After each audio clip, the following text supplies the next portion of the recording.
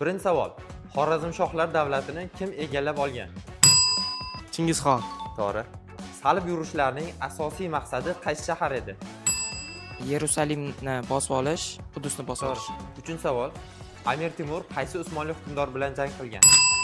Yildirim Boyazid bilan Anqara tekislikda jang bo'lib o'tgan 1402-yillarda emasam. Keyingi savol. 19-asrda O'zbekiston hududida hukmronlik qilgan davlatlar nomini ayting. Xiva xonligi, keyin Buxoro amirligi, Qo'qon xonligi. To'g'ri. Mo'g'rin nahr so'zining ma'nosi. Ikki daryo o'rtasida. To'g'ri. Astronomiyadagi Zijji Jadidi ko'ragoni asari muallifi kim? Ham shoh, ham sulton va astronom bo'lgan. Saxirda Muhammad Boburmi? Mirzo Ulug'bek. To'g'ri. Keyingi savol. Ikkinchi jahon urushi qaysi yillarda bo'lib o'tgan?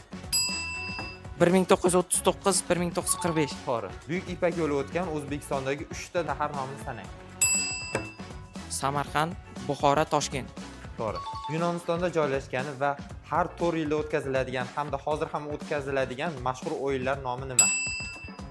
Olimpik o'yinlari. So'nggi savol. Kristofer Kolumb Amerikaga borganda qaysi yerga bordim deb o'ylagan? Hindiston. To'g'ri.